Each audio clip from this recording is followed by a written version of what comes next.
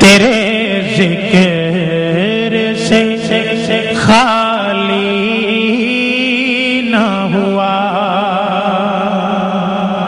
اعوذ باللہ من الشیطان الرجیم. بسم اللہ الرحمن الرحیم. ربی اشرح لی صدری ویسر لی امری واحلل عقدۃ من لسانی یفقہوا قولی. آج کی نشست میں ہم شیخ الاسلام ڈاکٹر محمد طاہر القادری صاحب پر اشرف جلالی کی طرف سے کیے گئے اعتراضات، عربی گرامر سے متعلق جو اعتراضات آپ پر کیے گئے، ان کا ہم تنقیدی اور تحقیقی جائزہ لیں گے، اور علم صرف کی بحث سے، علم نحو کی بحث سے، اور یہ دیکھ کے کہ کسی لفظ کو قرآن پاک خود کس معنی میں استعمال کرتا ہے. چونکہ یہ جتنی گرامر کی کتب ہیں ان پر بنیاد رکھی جاتی ہے، لیکن ان کی حیثیت پھر بھی ثانوی رہتی ہے. اصل اور متفوق شے وہ ہے کہ یہ دیکھا جائے کہ قرآن کسی لفظ کو کس معنی میں استعمال کرتا ہے. اس چیز کا بھی ہم ساتھ نوٹس لیں گے. اور مفسرین کرام حضرت عبداللہ بن عباس رضی اللہ تعالیٰ عنہ سے لے کر شاہ ولی اللہ تک، اور پھر اعلیٰ حضرت فاضل بریلوی علیہ رحمت تک دیکھیں گے کہ اس خاص لفظ کو جس کو جملہ معترضہ کے طور پہ بیان کیا گیا اور جس پر اعتراض کیا گیا، اس خاص لفظ کو متقدمین اور متاخرین علماء اور محدثین نے کس معنی میں استعمال کیا. اور اس بحث کے بعد آپ دیکھیں گے کہ یہ جو جلالی صاحب نے اعتراض کیا، یہ دراصل ان کے اپنے علم کی کلی کھول رہا ہے اور ان کے اپنے علم کا راز فاش کر رہا ہے کہ ان کو جو بڑا عربی کا محقق ہونے کا دعویٰ ہے، ان کا اپنا دعویٰ ان کے اس اعتراض سے عیاں ہے. تو ان کے جو انہوں نے چند ایک اعتراض کیے، ہمارا چونکہ مشرب اعتراض برائے اعتراض نہیں ہوتا، پہلے بھی ہم نے جتنی میں نے گفتگو پہلی نشست میں کی تھی اس سے قبل، وہ پوائنٹس پر مبنی تھی، ایشوز پر مبنی تھی، پوائنٹ وائز اس میں میں نے ڈسکشن کی تھی، ایک ایک چیز بیان کی تھی. اور آج کی جو گفتگو ہے یہ بھی اس کی ضرورت بھی اس لیے محسوس ہوئی چونکہ عوام الناس کی طرف سے اس کی بڑی ڈیمانڈ تھی کہ یہ لوگوں کو پہلے اس طریقے سے ورغلاتے تھے، پچھلے لیکچر کے بعد جب وہ صفائی ہو گئی تو اب یہ لوگوں کو اس طریقے سے ورغلاتے ہیں کہ یہ دیکھیں یہ غلطی ہے، یہ غلطی ہے. تو لوگوں کی اس ڈیمانڈ پر یہ میں آج کی انشاءاللہ ریکارڈنگ کروا رہا ہوں. اور میں نے عرض کیا چونکہ ہمارا مقصد اعتراض برائے اعتراض نہیں ہے اور ہم اعتراض کرنے والے لوگ نہیں ہیں، ہمارا مقصد صرف دفاع ہے اور ہمارا مقصد صرف لوگوں کی رہنمائی ہے کہ یہ لوگ کس طرح عوام الناس کو ایکسپلائٹ کرتے ہیں، عوام الناس کو غلط بیانی کرتے ہیں، اور کس طرح کتنی قد آور شخصیت کو مجروح کرنے کی کوشش کرتے ہیں، اس کے قد و قامت کو مجروح کرنے کی کوشش کرتے ہیں، اور اس کے پیچھے ان کا اپنا بغض و حسد اور عناد شامل ہوتا ہے. تو اس لیے میں صرف اور صرف اس میں سے ایک یا دو، اللہ کی توفیق سے ایک یا دو غلطیاں جو اس نے 2-3-4 غلطیوں میں سے ایک یا دو میں آپ کے سامنے اس کی وضاحت کروں گا، تو اس کے بعد انشاءاللہ باقیوں کی وضاحت کی ضرورت ہی نہیں رہے گی. تو چند ایک بنیادی جو اس کے اعتراضات تھے، اس میں سے پہلا اس نے جو اعتراض کیا اور جس پر وہ بڑا اترا رہے ہیں، وہ اعتراض ہے ینبغی لفظ کا استعمال. آپ ویڈیو بھی سن سکتے ہیں. یان پر جاہل لوگوں کے ہاتھوں اگر دین پہلے آ گیا ہوتا تو دین بچتا ہی نہ. وہ لوگ جن کو الف بے جیم دین کی پڑھنی نہیں آتی اور حدیث کی اور تفسیر اور فقہ کی، فقہ کا رسالہ تک نہیں پڑھا، جن لوگوں نے حدیث کی ایک کتاب نہیں پڑھی، صحیح اور حسن اور ضعیف کا فرق نہیں آتا، قرآن کی کوئی تفسیر نہیں پڑھی، عربی کی ایک سطر پڑھنے کے اہل نہیں ہے، وہ بھی دین کے رہنما بن کے اور گستاخ رسول کے خلاف آشکان رسول کا سمندر اٹھا رہے ہیں. لحاظ سے اگر دیکھنا تو آپ جانتے ہیں، علماء جانتے ہیں، عوام کو بتا رہا ہوں کہ ینبغی لفظ ہے عربی زبان کا جس کا معنی ہوتا ہے چاہیے، اس کے مقابلے میں یاجب فرض ہے. ینبغی اور ہوتا ہے، یاجب اور ہوتا ہے. لیکن ان کا کمال یہ ہے کہ جس وقت عربی عبارت میں ینبغی کا لفظ ہے، مگر ذہن میں یہ چیز سوار ہے کہ جو میں نے ثابت کرنا ہے وہ ثابت کرنا ہے کہ واجب ہے سب پر، مفتی پر واجب ہے، مفتی پر کہ وہ کوئی ڈھیل دے، واجب ہے کہ وہ جلدی نہ کرے. تو ینبغی جو ہے لکھنے والے نے یمبغی لکھا ہے، مگر انہوں نے بیان کرتے ہوئے یمبغی کا معنی یمبغی نہیں کیا۔ ٹرانسلیشن میں اتنی خیانت ہے کہ اس یمبغی کو واجب ہے کے معنی میں واجب ہے مفتی پر کہ وہ اس طرح کرے۔ 4 نمبر پہ اس کو ملاحظہ کر سکتے ہیں۔ اور پھر امام ابن القیم فرماتے ہیں وَيَنبَغِي لِلْعَالِمِ إِذَا رُفِعَ إِلَيْهِ هَذَا أَن لَا يُبَادِرَ بِتَكْفِيرِ أَهْلِ الْإِسْلَامِ، عالم اور مفتی پر واجب ہے کہ جب ایسا مسئلہ اس کے سامنے آئے تو وہ مسلمانوں کی تکفیر میں جلد بازی نہ کرے۔ تو یہ سنا آپ نے، یمبغی ہے اور معنی کیا ہے؟ واجب ہے، واجب کے ساتھ اس کا معنی کیا۔ ایک بار پھر بھی تو سنا دیں۔ اور پھر امام ابن القیم فرماتے ہیں وَيَنبَغِي لِلْعَالِمِ إِذَا رُفِعَ إِلَيْهِ هَذَا أَن لَا يُبَادِرَ بِتَكْفِيرِ أَهْلِ الْإِسْلَامِ، عالم اور مفتی پر واجب ہے کہ جب ایسا مسئلہ اس کے سامنے آئے تو وہ مسلمانوں کی تکفیر میں جلد بازی نہ کرے۔ شیخ الاسلام نے بقول جلالی صاحب کہ یمبغی کے لفظ کو عبارت پڑھتے ہوئے یمبغی کے لفظ کو وجوب کے معنی میں لیا اور لزوم کے معنی میں لیا، اور جلالی صاحب نے اس پر جو اعتراض کیا وہ بھی آپ نے سنا کہ انہوں نے اعتراض یہ کیا کہ یہ جو لفظ یمبغی ہے یہ چاہنے کے معنی میں استعمال ہوتا ہے، اور شیخ الاسلام نے اس کو واجب کے معنی میں استعمال کیا، یہ انہوں نے غلطی نکالی۔ تو آئیں گفتگو کے آغاز میں میں آپ کے سامنے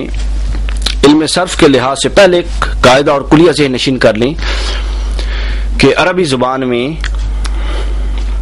ایک حروف اصلیہ ہوتے ہیں بنیادی، جس کو حروف مجردہ، حروف اصلیہ، مجرد روٹ ورڈ کہتے ہیں، جس سے آگے مشتقات اور تصریحات نکلتی ہیں، اور کسی بھی لفظ کے مشتقات اور تصریحات جتنے بھی ہوں اس میں اس بنیادی لفظ کا معنی کسی نہ کسی صورت میں ضرور پایا جاتا ہے۔ اور دوسری بات یہ اس میں غور طلب ہے کہ یہ جو لفظ تھا اس کی گرامیٹیکل پوزیشن کیا ہے، صرف کے ابواب میں سے یہ کس باب میں فعال کرتا ہے۔ جب ہم یہ دیکھ لیں گے کہ یہ کس باب کا لفظ ہے تو پھر یہ جاننے میں آسانی ہوگی، اس باب کے خواص دیکھ لیں گے تو بات واضح ہو جائے گی کہ اگر خواص میں لزوم اور وجوب نہ پایا جائے تو پھر اس کا استعمال بالکل غلط ہے، اور اگر اس باب کے خواص میں وجوب اور لزوم کا مادہ اور لزوم کے خواص پائے جائیں، اس باب کے خواص میں اگر لزوم کی خصوصیت پائی جائے تو پھر اس لفظ کا استعمال اگر آپ لزوم کے علاوہ کسی معنی میں کریں گے تو وہ غلط ہوگا۔ اگر آپ لزوم کے علاوہ اور اس لزوم کے معنی سے ہٹ کر کسی اور معنی میں اس کا استعمال کریں گے، خاص لفظ کا جو خاص باب سے تعلق رکھتا ہو، تو پھر اس کا وہ استعمال غلط ہوگا۔ تو یہ جو لفظ یمبغی تھا بغیا سے، یہ ثلاثی مزید فی، اس کے 12 ابواب ہوتے ہیں ثلاثی مزید فی کے، اور اس کی 3 اقسام ہیں، 3 حصوں میں ان کو تقسیم کیا گیا ہے۔ ثلاثی مزید فی جو ایک حرف کو بڑھانے سے بنتے ہیں، پھر ثلاثی مزید فی اس کو بیک حرف کہتے ہیں، پھر ثلاثی مزید فی بدو حرف جو ثلاثی مزید فی 2 حرف بنانے سے بنتا ہے۔ ثلاثی مجرد پر جب 2 حرفوں کا اضافہ کیا جائے تو اس کو ثلاثی مزید فی بدو حرف کہتے ہیں۔ پھر تیسری قسم ہے ثلاثی مزید فی بسے حرف، جب کسی ثلاثی مجرد پر 3 حرفوں کا اضافہ کیا جائے تو اس سے ثلاثی مزید فی بسے حرف بنتا ہے۔ تو جو دوسری قسم ہے اس کی کہ جو 2 حرفوں سے ثلاثی مزید فی بنتا ہے، مجرد پر 2 حروف کے اضافے سے جو ثلاثی مزید فی بنتا ہے اس کے 5 ابواب ہوتے ہیں۔ پہلا باب تفاعل، دوسرا باب تفاعل، تیسرا باب جو اس سے بنتا ہے افتعال، چوتھا باب جو اس سے بنتا ہے انفعال، اور 5واں باب جو اس سے بنتا ہے ثلاثی مزید فی بدو حرف سے وہ ہے افعلال۔ ان 5 ابواب میں سے جو یمبغی جس باب میں فعال کرتا ہے اور جو باب یمبغی کا ہے وہ ہے اس کا چوتھا انفعال۔ دوبارہ میں عرض کر دوں کہ ثلاثی مزید فی کے 3 اقسام کے ابواب، اس میں سے جو دوسری قسم ہے بدو حرف، مزید فی بدو حرف، اس کا چوتھا باب انفعال میں یمبغی کا مادہ فعال کرتا ہے، یمبغی۔ اب دیکھتے ہیں کہ لفظ جو انفعال ہے اس کی خاصیت کیا ہے۔ یہ جو انفعال کا باب ہے اس کے خواص کیا ہیں، یہ میرے سامنے صرف کی کتاب ہے، اور صرف کی ہر مدارس میں یہ کتاب، یہ جو گرامر کی کتب ہوتی ہیں، اس میں کسی طرح کا اختلاف نہیں ہوتا کہ یہ فلاں کی کتاب ہے یا فلاں کی. ان میں اگر دو چار لفظوں کی تبدیلی بھی ہو تو اس کے مفہوم اور معنی متعین ہوتے ہیں، وہی ہوتے ہیں جو ہمیشہ سے چلتے آ رہے ہیں. یہ میرے سامنے صرف کی کتاب ہے، ابواب مزید فی کے خواص، یہ میرے سامنے ہے، اور اس میں انہوں نے دیکھ لیں، اور اس میں انہوں نے ابواب انفعال، افعلال اور افعیلال، ان تین ابواب کے خواص بیان کرتے ہوئے لکھا ہے کہ مندرجہ بالا ابواب ہمیشہ لزوم کے لیے آتے ہیں. کیا لکھا ہے کہ مندرجہ بالا یعنی اوپر جو درج کیے گئے ہیں ابواب، انفعال، افعلال اور افعیلال، یہ تینوں ابواب لزوم کے لیے آتے ہیں. اور دوسرا جو خاص بتایا انہوں نے، وہ بتایا کہ باب انفعال کے لیے یہ ضروری ہے کہ جو فعل اس باب سے آئے اس کے صادر کرنے میں ہاتھ پاؤں اور اعضائے ظاہری کا اثر ہو.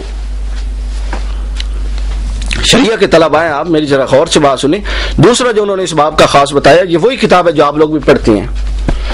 صفحہ نمبر 218، کہ باب انفعال کے لیے یہ بھی ضروری ہے کہ جو فعل اس باب سے آئے اس کے صدور کے لیے، اس کے صادر ہونے کے لیے جو ہے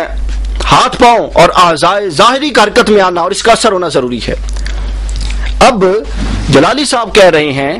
کہ یہ لفظ ہے، یہ ینبغی انفعال سے آتا ہے، باب انفعال کے وزن پہ، یہ ینبغی جو ہے یہ چاہنے کے معنی میں آتا ہے. اب مجھے یہ بتائیں کہ چاہنے میں کون سا ہاتھ یا پاؤں استعمال ہوتا ہے؟ اگر ہم اس کو چاہنے کے معنی میں لیں تو کون سا ہاتھ پاؤں استعمال ہوتا ہے؟ چاہنے کے معنی میں لزوم اور وجوب کا معنی نہیں پایا جاتا، اور باب کے خواص کا یہ تقاضا ہے کہ اس میں لزوم کا اور وجوب کا معنی پایا جائے، اور اس کے ادائیگی میں اعضائے ظاہرہ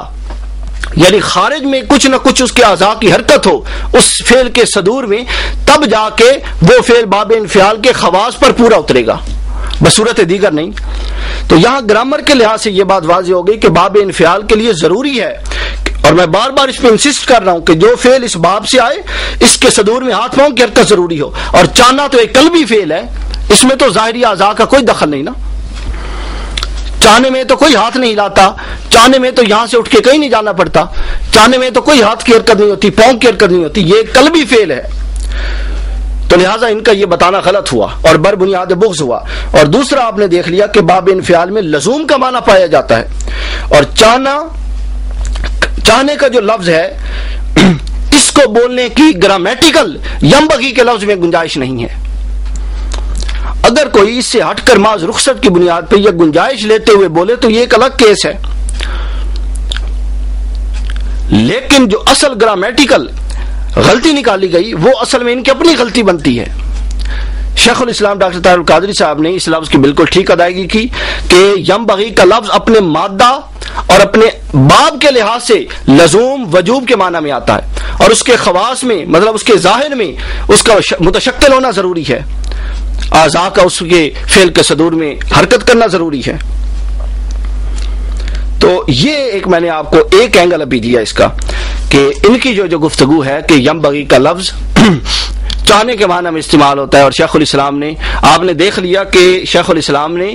گرامیٹیکلی اور اس کو سننے کے بعد اس اعتراض کو اور اس اعتراض پر یہ ریسرچ اور تحقیق کرنے کے بعد